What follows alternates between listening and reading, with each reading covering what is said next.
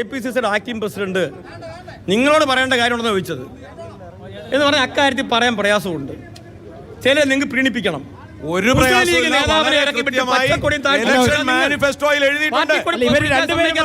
വളരെ വ്യക്തമായി ഇലക്ഷൻ മാനിഫെസ്റ്റോയിൽ എഴുതി വെച്ചിട്ടുണ്ട്. വളരെ വ്യക്തമായി ഈ പ്രേരണപത്രയിൽ ഇല്ല. അല്ല ഈ പാകിസ്ഥാനിൽ നിന്നും ബംഗ്ലാദേശിൽ നിന്നൊക്കെ അഭയാർത്ഥികളായി ഇന്ത്യയിൽ പാകിസ്ഥാനിൽ നിന്നും ബംഗ്ലാദേശിൽ നിന്നും അടക്കം ഇന്ത്യയിൽ വന്നിട്ടുള്ള ഹിന്ദുക്കൾക്ക് പൗരത്വം ഇവിടെ കൊടുക്കണോ വേണ്ടയോ? ഹിന്ദുക്കൾക്ക് മാത്രമല്ല എല്ലാ സമുദായക്കാർക്കും കൊടുക്കണമെന്നാണ് കോൺഗ്രസ്. എല്ലാ സമുദായക്കാർക്കും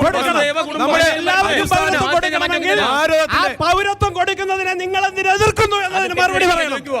ആ പൗരത്വം കൊടുക്കുന്ന നടപടി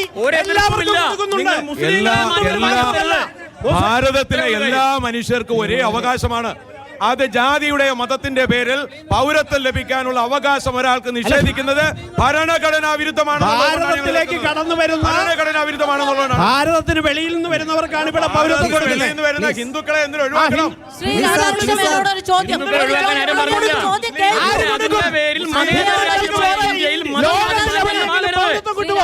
മതം മാനദണ്ഡമാകരുത് പൗരത്വത്തിന്.